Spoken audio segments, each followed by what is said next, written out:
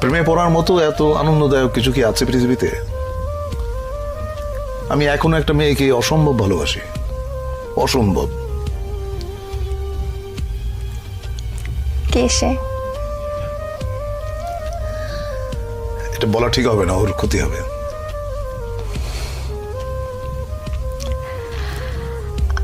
আমরা কি চিনি? চেনো হয়তো। আপনার কাছে প্রেমের সংজ্ঞাটা কি? প্রেম আপনি কিভাবে অনুভব করেন? প্রেম হচ্ছে স্বর্গীয়।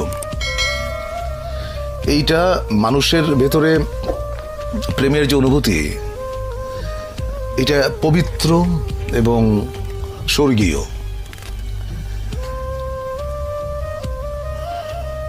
প্রেমের চাইতে ভালো বিষয় মানব ইতিহাসে নাই। আমি শুধু মানুষের প্রেমের কথা বলছি না। একটা মানুষ একটা বৃক্ষের সঙ্গে প্রেম করতে পারে, একটা মানুষ তার বাসার জানালার পাশে যে গাছটি আছে সেখানে যেটা দোয়েল পাখি বসে, সে তারও প্রেমে পড়তে পারে, তাই না? সাধারণত আমরা প্রেম বলতে বুঝি খুব ছোট্ট কথা, সেটা হচ্ছে যে একটা ছেলে একটা মেয়ে। ব্যাপারটা কিন্তু সেরকম না, তাই না? ধরো যেমন আমাদের প্রফেট, তার সঙ্গে আল্লাহর যে প্রেম, এটাকে তুমি কিভাবে ডিফাইন করবে? এটা ডিফাইন করা সম্ভব না। You have to feel it in your heart. প্রেম হচ্ছে এরকম। আমি একটু মানব প্রেমের মধ্যেই থাকছি। অনেকে বলেন যে প্রেমে পড়লে হৃদয়ে হার্টে ব্যথা করে, অনেকের পেটে ব্যথা করে, অনেকের মাথায়ও ব্যথা করে। তো আপনার ক্ষেত্রে প্রেমে পড়লে সেই ব্যথাটা কেমন? সেটা তোমার মনে হয় যে পেটের উপর একটা প্রজাপতি নাচতেছে, এবং প্রেমের ব্যথার মতো এত মিষ্টি ব্যথা বোধহয় পৃথিবীতে নাই। তো প্রজাপতি নাচলে কেমন লাগে সেটা একটু আপনার কাছ থেকে শুনি। এটা তোমার সুরসুরি জাতীয় একটা জিনিস, এটা আসলে বোঝানো সম্ভব না। তুমি হয়তো কাউকে ভালোবাসো বা কারো প্রেমে পড়েছো, তুমি তোমারটা তোমার মতো করে বুঝবে, আমি আমারটা আমার মতো করে বুঝবো। আচ্ছা, আপনার ওই যে ক্যামেরাম্যান যে আছে এখানে, কি নাম তোমার? হ্যাঁ, ছোটন। ছোটন। ছোটন ওর প্রেমের অনুভূতি কি এটা ও বুঝবে, ওটা তো আমি বুঝবো না। আমি যখন বালক ছিলাম তখন প্রেম বলতে যেটা বুঝতাম, পরিণত বয়সে এসে আমি দেখলাম প্রেম আসলে অন্যরকম।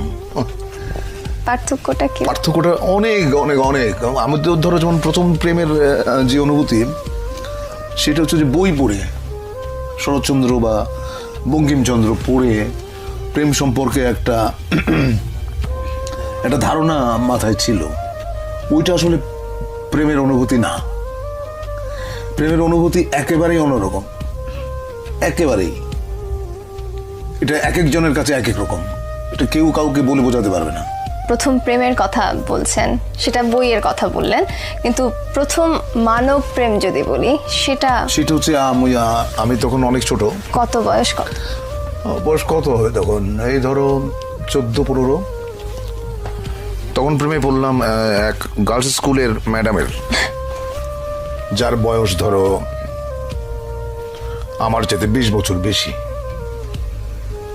ওইটা আমার প্রথম প্রেমে পড়া। প্রেমে বহুবার পড়েছি, বহুবার। প্রেমে পড়ার মতো আনন্দ বোধহয় আর কিছুতে নাই। কিন্তু একটা জিনিস মাথায় থাকতে হবে, সেটা হচ্ছে যে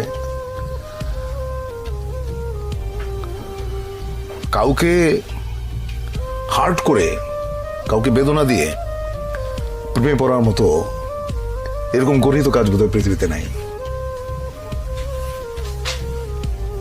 তুমি যখন কাউকে ভালোবাসবে, এক বুক সমুদ্র নিয়ে ভালোবাসতে হবে তোমাকে, এক বুক সমুদ্র নিয়ে। তা না হলে সে প্রেমের কোনো অর্থ নেই। আমার কেন জানি মনে হয় যারা খুব সুন্দর করে কথা বলতে পারেন তারা অনেক সুন্দর করে লেখেনও। তা আপনি এত সুন্দর করে কথা বলেন, আপনি কেন লেখেন না? আমি সুন্দর করে কথা বলি কিনা জানি না, তবে আমি যেটা বুঝি আমি সেটা বলি। আমি মিথ্যে পছন্দ করি না।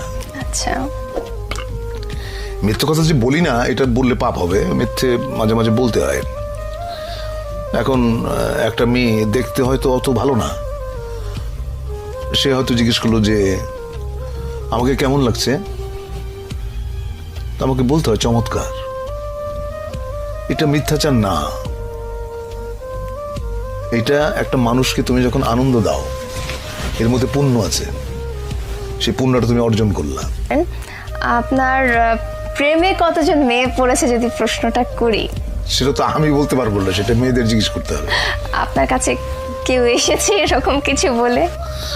আমার যদি এখনো ফোন আসে এবং অদ্ভুত অদ্ভুত কথা। কেমন? একটা মেয়ে একদিন ফোন করে বললো আমাকে বিয়ে করেন। আমি বললাম তোমার বয়স কত? ও বললো আমার বয়স 22। আমি বললাম যে আমি তোমার ঠাকুরদার বয়সী, টেলিফোন রাখো।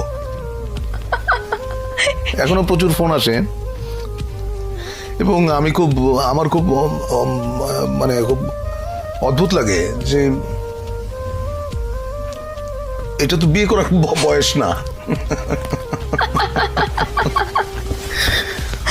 আচ্ছা, তো আপনি বলছেন যে আপনাকে যারা ভালোবেসেছে কারা কতজন সেটা আপনি বলতে পারবেন না, মেয়েরা বলতে পারবে, কিন্তু আপনার কাছে যারা পৌঁছেছে, আপনার পর্যন্ত যারা পৌঁছেছে, তারা তাদের এক্সপ্রেশনস গুলো কিরকম ছিল আপনার কাছে? আমাদের ইয়ারমেট একটা মেয়ে ছিল, ওর সঙ্গে বহু বছর পরে, প্রায় 20-21 বছর পরে দেখা হলো। ওর হাজবেন্ডের সঙ্গে পরিচয় করা দিল। উনি আমার সঙ্গে হ্যান্ডশেক করে বললেন ও আপনি সেই। তো আমি তো বুঝি না আপনি সেই মানে। তো আমি বললাম আপনি সেই মানে? তখন মেয়েটা বলল, আমাদের ইয়ারমেট, সে বলল যে আমি বাসর রাতে আমার হাজবেন্ডকে বলেছি যে আমি হুমায়ুন ফরিদের প্রেমে পড়েছিলাম, কিন্তু 4 বছর একসঙ্গে কাটিয়েছি আমরা, ওকে বলতে পারি নাই। I was so amused. সে বললে কি হইতো আমি জানি না। আচ্ছা, আপনি যাদেরকে ভালোবাসতেন তারা আপনাকে পছন্দ করেনি, এরকম কখনো ঘটেছে? না, আমি জানি না আসলে। কেউ কেউ হয়তো অপছন্দ করে, আবার কেউ কেউ হয়তো এড়িয়ে যায়, আমি বুঝি না। আচ্ছা, প্রেমের আরেকটা দিক হচ্ছে না বোঝা। আচ্ছা, মানে কেন প্রেমে পড়লাম, কেন ভালোবাসলাম, এর কারণ তুমি যদি খুঁজতে যাও দেখবে যে কিছু খুঁজে পাচ্ছ না। মানে একটা কালো বেড়াল অন্ধকার ঘরে তুমি খুঁজে বেড়াচ্ছ যেটা ওই ঘরে নাই। প্রেমটা এরকম। আপনি অভিনেতা হতে চেয়েছিলেন, অনেকেই অভিনেতা হতে চায়, কিন্তু সবার পক্ষে নিজেকে একজন সম্ভাব্য অভিনেতা হিসেবে প্রকাশ করা, প্রমাণ করার সুযোগ হয় না। আপনার পক্ষে সেটা সম্ভব হলো কিভাবে? যে কাজটা করি সেটা পছন্দ করি এবং যে কাজটা করি নিষ্ঠার সাথে করি, সততার সঙ্গে করি। সে কারণেই বোধহয় আমি মোটামুটি বলতে পারো যে অভিনেতা হিসেবে নিজেকে দাঁড় করাতে পেরেছি। ঢাকা থিয়েটারের সাথে, মঞ্চের সাথে আপনি যুক্ত হলেন কিভাবে? সেটা খুবই ইন্টারেস্টিং একটা ব্যাপার। সেটা হচ্ছে যে 1977 সালে জাহাঙ্গীরনগর বিশ্ববিদ্যালয়ে আমি তখন নাট্য সম্পাদক।